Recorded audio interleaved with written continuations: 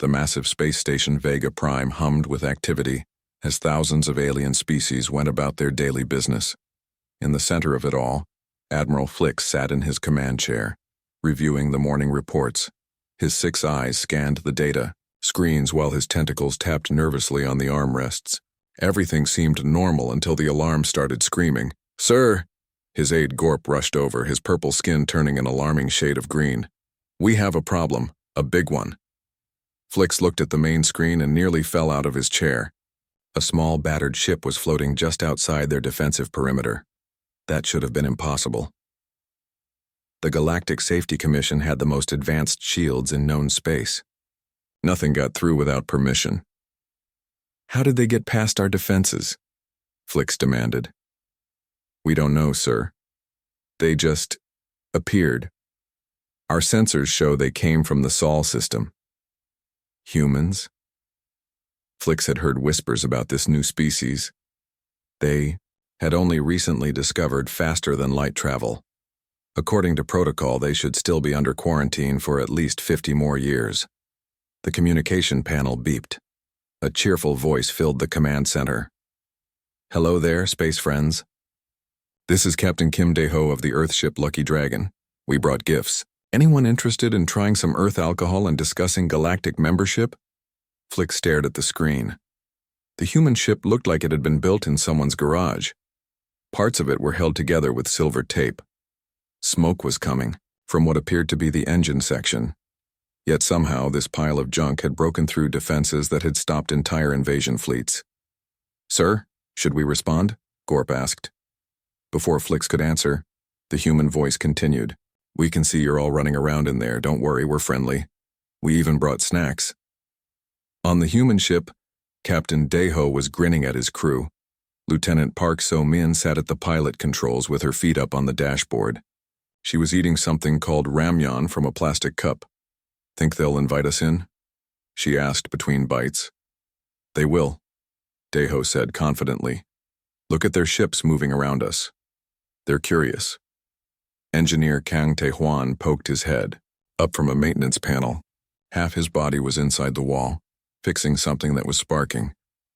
"Captain, the FTL drive is making that weird noise again. The good weird noise or the bad weird noise? The really bad weird noise. Can you fix it?" "Already am, just need more duct tape." Dae-ho nodded. Duct tape had gotten them out of more problems than he could count. It was humanity's greatest invention in his opinion. Back on Vega Prime, Admiral Flix was having a nervous breakdown. His security chief, a large creature named Block, had just delivered the worst news possible. "Sir, we've analyzed their ship. It's not using any known technology. Their FTL drive appears to be powered by controlled explosions and held together with adhesive strips." "That's impossible. No civilization would build something so dangerous." "These humans seem to specialize in impossible things, sir." The communication panel crackled again. "Hey, we're still waiting out here. Our ship's getting a bit cold. Mind if we come aboard? We promise to wipe our feet." Flix looked around his command center. Every alien present was staring at him, waiting for orders. Some looked terrified. Others seemed fascinated. A few were actually laughing. "Sir," Gorp whispered, "what do we do? Protocol says we should arrest them for violating the quarantine, but they've already proven our defenses are useless." Flix thought about it. These humans had achieved the impossible. They had traveled across space in a ship that looked like it might fall apart at any moment. They had bypassed every security measure without even trying, and now they were asking politely to come inside. "Open a channel," he said finally. "This is Admiral Flix of the Galactic Safety Commission. You have violated multiple interstellar laws by leaving your quarantine zone." "Sorry about that," came the cheerful reply. "We got bored waiting. 50 years seemed like a really long time. We brought apology gifts." "What kind of gifts?" "Alcohol mostly. And some food." "Do you guys eat spicy things?" Flix looked at his security readings again. The human ship's weapon systems appeared to consist of mining equipment and what looked like kitchen utensils. Either these humans were incredibly clever at hiding their true capabilities, or they were completely insane. "Permission to come aboard is granted," he said slowly. "But you will be escorted at all times. Awesome. We'll dock in 5 minutes. Fair warning, though. Our ship makes some weird noises when we land. Don't panic if something explodes. That's normal for us. The communication cut off, leaving the entire command center in stunned silence. Sir? Gorp said quietly. I think we're about to discover why the universe has been so quiet lately. Flix watched the human ship approach their docking bay. It was trailing smoke, sparks, and what appeared to be frozen noodles. Somehow, he had the feeling that galactic civilization was about to change forever, and it all started with someone asking to share a drink. Admiral Flix watched nervously as the human ship docked with Vega Prime. The metal hull scraped against the station walls, sending sparks flying everywhere. Warning lights flashed as the ship's engines made sounds that no machine should ever make. Is that normal? Asked Security Chief Block, his massive frame trembling slightly. For humans, apparently yes, Flix replied, checking his scanner readings for the 100th time. The airlock hissed open, and Captain Kim Dae-ho stepped out carrying a large bag. He was followed by his crew, each carrying boxes and bottles. They looked completely relaxed, as if they hadn't just piloted a flying disaster through space. Greetings, Dae-ho said with a big smile. Thank you for having us. We brought presents. Chief Engineer Blorg floated forward on his anti-gravity unit. His job was to inspect alien technology and assess threat levels. What he saw made his 3 hearts skip several beats. Captain, Blorg said, his voice shaking, I must examine your vessel. Standard procedure. Of course. Kang Tae-hwan here will show you around. He built most of it himself. Engineer Kang grinned and waved Blorg toward the ship. Come on, let me show you the good stuff. Fair warning, though, some parts are a bit jury-rigged. As they entered the human ship, Blorg's scanners went crazy. The readings made no sense. The faster-than-light drive was held together with strips of silver tape. The life support system had been modified with parts that looked like they came from a kitchen. The navigation computer appeared to be running on caffeine and stubbornness. This is your FTL drive? Blorg asked, staring at what looked like a bomb waiting to explode. Yep, works great. We get it up to about 90% of maximum safe speed, then push it to 110%. But that would cause a catastrophic failure, only if you're unlucky. We've been pretty lucky so far. Kang showed him the engine room where pipes and wires ran in directions that defied basic engineering principles. Everything was patched, welded, and taped together. It should have fallen apart years ago. How is this still functioning? Blorg whispered. Mostly willpower and regular maintenance. Oh, and this. Kang held up a roll of duct tape. This stuff fixes everything. Meanwhile, in the station's diplomatic quarters, Captain Dae-ho was introducing the alien delegates to human customs. He had arranged bottles and glasses on a large table. This is called soju, he explained, pouring clear liquid into small glasses. It's a traditional drink from my country. Very good for building friendships. Ambassador Vex, a tall creature with purple skin, looked suspicious. We do not consume unknown substances. They could be poisonous. That's the point, laughed Communications Officer Han Yu-jin. It is poisonous, but just a little bit. Makes you brave. You consume poison for courage? Works better than you'd think, said Pilot Choi Min-ji, downing her glass in one gulp. Want to try some? Despite his better judgment, Ambassador Vex took a small sip. His eyes went wide, then began to water. This is burning my throat. That means it's working, Dae-ho said, refilling the glasses. Now we can talk business properly. Back on the ship, Blorg was having a mental breakdown. Every system he examined violated multiple safety regulations. The humans had apparently decided that if something worked, it didn't matter how dangerous it was. Your radiation shielding is completely inadequate, he told Kang. We like a little radiation. Builds character. Plus we get a nice tan. A tan? Changes our skin color. Very fashionable on Earth. Blorg stared at his scanner. The humans were deliberately exposing themselves to cosmic radiation for cosmetic reasons. His people spent fortunes on shielding to avoid even trace amounts. Your weapon systems appear to be mining equipment. Best we could afford. But they Work pretty well, want to see? No, Blorg said quickly. Please don't demonstrate anything. In the diplomatic quarters, the alien delegates were discovering that human negotiations involved a lot of drinking. Ambassador Vex was now on his fourth glass of soju and was having trouble standing straight. You know, he said, swaying slightly. Maybe humans aren't so bad after all. You're quite friendly. That's the spirit, Deho said, clapping him on the back. Now about that galactic membership. Well, there are procedures, protocols. Vex hiccuped loudly. But perhaps we can discuss alternatives. Delegate Zorp, who had been quietly drinking something called beer, suddenly stood up. I have an idea. Why don't we give them a test? Something impossible. If they succeed, they get membership. What kind of test? Asked another delegate. The Chaos Nebula rescue. No one has ever survived that mission. The room went quiet. Even the drunk alien sobered up at the mention of the Chaos Nebula. Deho looked at his crew. They were all grinning. Sounds fun, he said. When do we start? Blorg chose that moment to float back into the room, looking like he'd seen a ghost. Admiral, Flick, sir, I've completed my inspection. My recommendation is to classify humans as either completely insane or dangerously brilliant, possibly both. Both sounds about right, Deho said cheerfully, raising his glass. To new friendships and impossible missions. Everyone drank, though. Some did so more reluctantly than others. The next morning, half the alien delegates woke up with terrible headaches. Ambassador Vex groaned as he tried to remember what he had agreed to the night before. The taste in his mouth reminded him of industrial cleaner mixed with regret. Did we really challenge them to the Chaos Nebula mission? He asked Delegate Zorp, who was holding his head in 4 hands. I think so, Zorp mumbled. It seemed like a good idea at the time. Admiral Flix reviewed the mission parameters on his screen.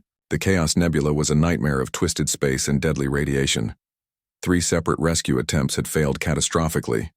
The scientists trapped on the collapsing moon had been given up for dead months ago.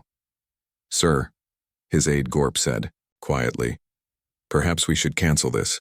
The humans seem nice. It would be cruel to send them to die. It's too late, Flix replied. The challenge has been officially logged. Besides, they accepted enthusiastically. On the human ship, Captain Kim Daiho was briefing his crew. The Lucky Dragon had been restocked with supplies, though most of those supplies seemed to be energy drinks and instant noodles. All right, people, Daiho said, cracking open a can of something called Red Bull. We've got scientists to rescue, and aliens to impress. Any questions? Just one, said Pilot Choi Minji, studying the navigation charts. Are we actually going to follow safety protocols this time? What's the fun in that?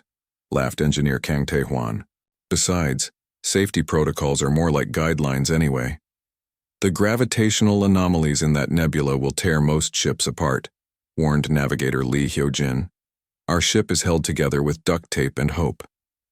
Good thing we have extra duct tape, Daeho replied, and plenty of hope. The alien observation fleet positioned themselves at a safe distance from the Chaos Nebula. Admiral Flix watched through his telescopes as the human ship approached the swirling mass of deadly energy and twisted space. Sir, they're not slowing down, reported the sensor operator. Maybe they don't understand the danger, suggested Gorp. Hopefully. On the Lucky Dragon, Minji was humming a cheerful song as she piloted straight into what most species considered certain death. The ship shook violently as gravitational waves hit them from all directions. Hull integrity at 80%, reported Weapons Officer Yoon Hae-rin. That's not too bad, Daeho said. Remember when we flew through that solar storm and got down to 30%? Good times, Minji agreed, spinning the ship upside down to avoid a particularly nasty gravity well. The alien observers watched in horrified fascination as the human ship danced through the nebula. It moved in patterns that made no sense, spinning and diving like it was performing some kind of aerial show rather than executing a rescue mission. How are they still alive? Blorg whispered to Admiral Flix. I have no idea, Flix replied, his 6 eyes glued to the screen. Inside the nebula, the Lucky Dragon was taking a beating. Sparks flew from control panels and strange noises echoed through the corridors. But the crew seemed to be enjoying themselves. "Target acquired," Hirin announced. "The research station is stuck in a gravity pocket about 2 kilometers ahead." "Define stuck," Minji asked, barrel rolling around a chunk of twisted metal. "Conventional physics says it's impossible to extract them without a fleet of heavy-duty ships and specialized equipment. Good thing we're not conventional." Daeho grinned, finishing his energy drink. "Taehuan, you ready with the grappling cables?" "Ready, Captain." "Fair warning, though, this is going to get weird." The research station was trapped between 3 gravitational anomalies, slowly being pulled apart by forces that could crush planets. The alien scientists inside had given up hope weeks ago. Dr. Kex looked up from his instruments as something appeared on their sensors. "There's a ship out there." "Impossible," said his colleague. "Nothing can survive in this chaos. Tell that to whoever's hailing us." The communication system crackled to life. "This is Captain Daeho of the Lucky Dragon. We're here to get you out. Hope you're not afraid of roller coasters." Roller coasters? Dr. Kex had never heard the term. "You'll find out. Stand by for extraction." This might get bumpy. What happened next defied every law of physics and common sense. The human ship somehow threaded itself between the gravitational anomalies, using their own forces to slingshot closer to the research station. It was like watching someone juggle fire while riding a bicycle on a tightrope. "How are they doing?" "That?" Admiral Flix demanded. His science officer, a creature covered in sensors and measuring devices, was frantically taking readings. "I don't know, sir. They appear to be using the gravitational forces against each other, but the calculations required would take our best computers years to solve. They're doing it by instinct," Blorg said with something like awe in his voice. "They're not calculating anything, they're just feeling their way through."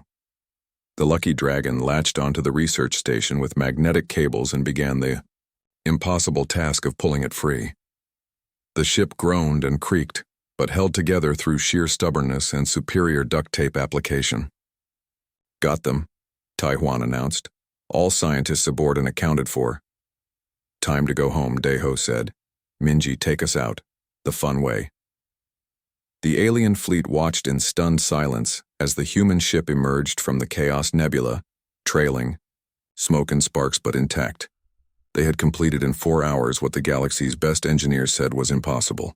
"Well," Admiral Flix said finally, "I think we need to recalibrate our threat assessments." Admiral Flix stared at his computer screen in complete confusion. For the 3rd time that morning, his threat assessment system had crashed while trying to process human data. The rescued scientists from the Chaos Nebula were safe, but the implications of the rescue were breaking his understanding of the universe. "Sir," his aide Gorp said nervously, "the rescued researchers want to file their report."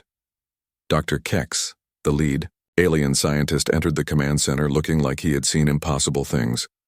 His normally purple skin had turned a pale green, and his hands shook as he held his data pad. "Admiral," Dr. Kex began, "I need to report something disturbing about these humans." "What kind of disturbing?" "They treat mortal danger like entertainment. During the rescue, their pilot was humming songs while gravitational forces tried to tear us apart. Their captain offered us snacks while we were literally falling into a black hole." Flix rubbed his temples with 2 of his tentacles. "What else?" "They asked if we wanted to see what they called the cool stuff on the way back. When we said no, they seemed disappointed." Meanwhile, down in the station's recreation area, the human crew was teaching young aliens something they called extreme frisbee. They had somehow convinced the station's gravity control system to create small gravitational fields as obstacles. Navigator Lee Hyo-jin threw the disc in a perfect arc that curved around 3 gravity wells before landing in Communications Officer Han Yu-jin's hands. The alien children cheered and tried to copy the move, though they kept getting dizzy from the gravitational effects.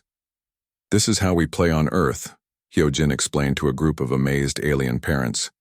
"Of course we usually use cliffs and wind, instead of artificial gravity." "You jump off cliffs for fun?" asked one horrified parent. "Only the small ones," Han replied with a grin. "The big ones require special equipment." Security Chief Block was reviewing reports from other human activities.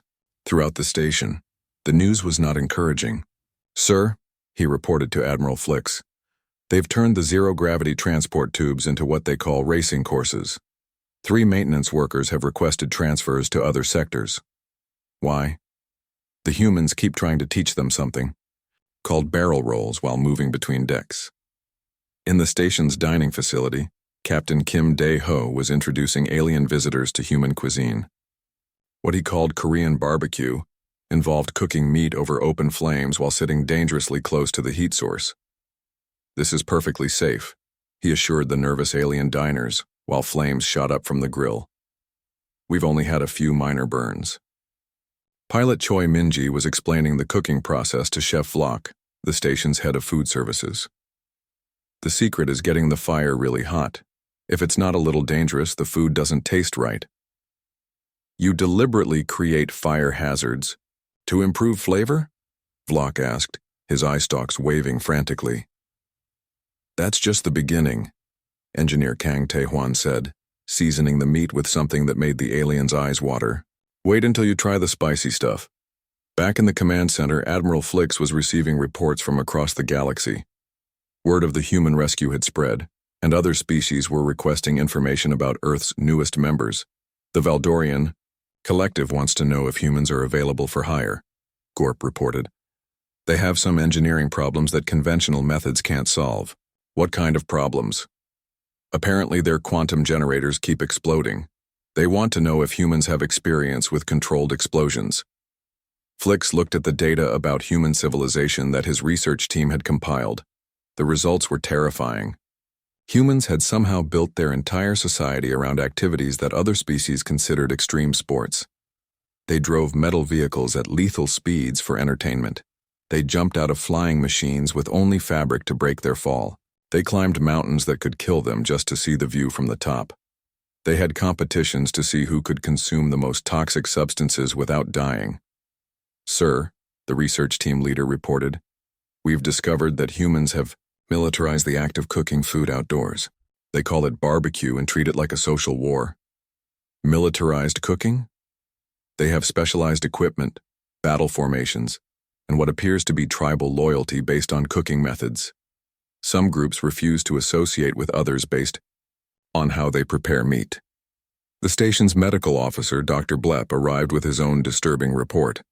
"Admiral, I've examined the human crew for standard health assessments. The results are unusual." "How unusual?" "They deliberately consume substances that would be classified as poison on most worlds. They call them energy drinks and use them to stay awake longer. They also consume ethanol in quantities that should cause liver failure." "And they're still alive?" "Not only alive, sir. They seem to thrive on it. Captain Dae-ho told me that his species considers moderate poisoning to be a good time." Admiral Flix looked around his command center. Every officer present was staring at the human crew, who were currently teaching alien youngsters how to play something called dodgeball, using holographic projectiles that moved at dangerous speeds. "Sir," Gorp said quietly, "what do we do with them?" Flix watched as Weapons Officer Yoon Hai-rian casually caught a holographic ball that was moving fast enough to stun most species, then threw it back with enough force to make the projector smoke. "Think," he said slowly. "We need to completely rewrite our understanding of what's possible." The threat assessment computer chose that moment to explode in a shower of sparks, apparently giving up entirely on processing human data. The Galactic Council chambers had never been so crowded. Representatives from every major species had gathered to witness the historic decision about humanity's membership. Admiral Flix stood at the center podium, holding a datapad that contained months of research about Earth's newest applicants. The human sat in the gallery looking completely relaxed.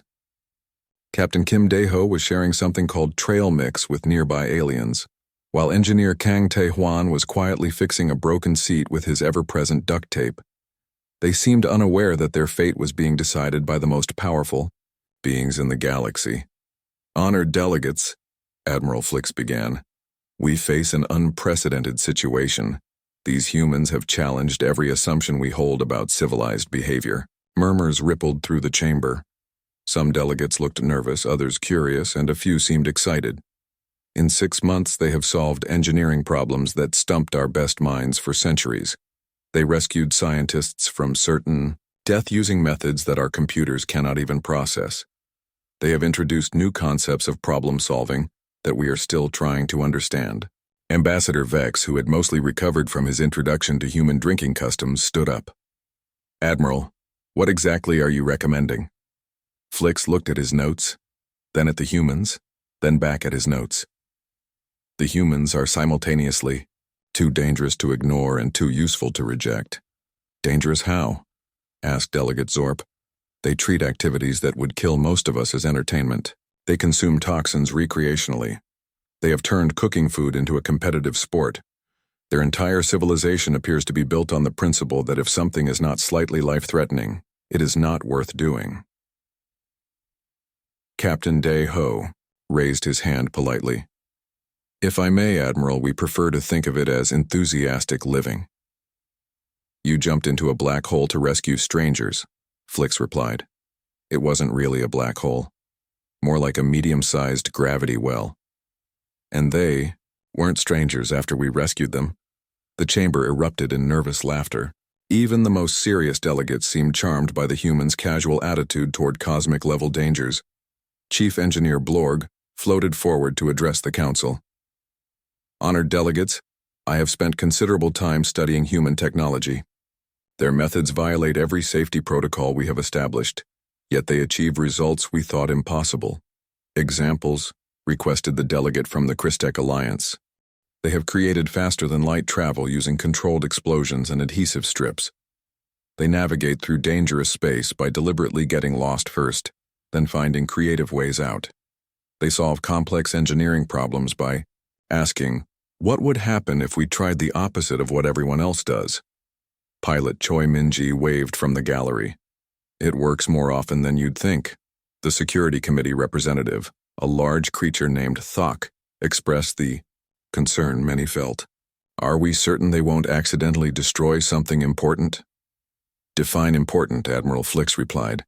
"In the past month, they have accidentally improved our defensive systems, revolutionized our food preparation methods, and introduced recreational activities that have increased station morale by 300%. "How did they improve our defenses by accident?" Thok asked. "They were trying to fix what they called that weird humming noise in their ship. It turned out the humming was interference from our shield generators. Their solution somehow made our shields 20% more efficient." Dr. Blepp, the station's medical officer, added his own observations. "From a health perspective, humans are remarkably resilient. They recover from injuries that would be fatal to most species. They seem to gain strength from activities that would traumatize others." "Like what?" "They have competitions to see who can consume the spiciest food without crying. They consider moderate physical pain to be character building. They voluntarily expose themselves to extreme temperatures for relaxation."